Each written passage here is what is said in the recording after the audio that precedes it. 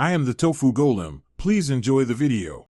In this video, I will explain how to get into the university in The Last of Us Part 2. First, ensure you are playing the Seattle Day 2 chapter.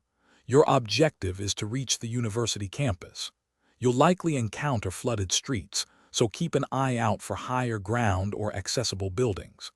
The main entrance is usually inaccessible, so prepare to find an alternative path, perhaps through a broken wall or a less obvious opening. Once you're on the campus grounds, take your time to explore the perimeter. Look for any signs of entry, such as a partially open gate or a shattered window on a ground floor building. The university area is often heavily patrolled by both human enemies and various types of infected, so proceed with caution. Stealth is your best friend here. Try to move quietly and use cover to avoid unnecessary confrontations, saving your valuable ammunition and health kits. Inside the university, your primary goal is to locate specific buildings that advance the main storyline. This might involve finding a particular laboratory, a library, or a dormitory.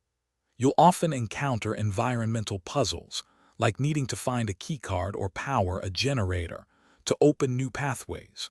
Remember to thoroughly search each room and corridor for valuable resources, including crafting materials, ammunition, and health supplies, as they are crucial for survival.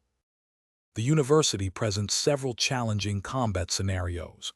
Be ready to face multiple human enemies, often armed and various infected, including clickers and shamblers. Utilize the environment to your advantage, setting traps or using cover effectively.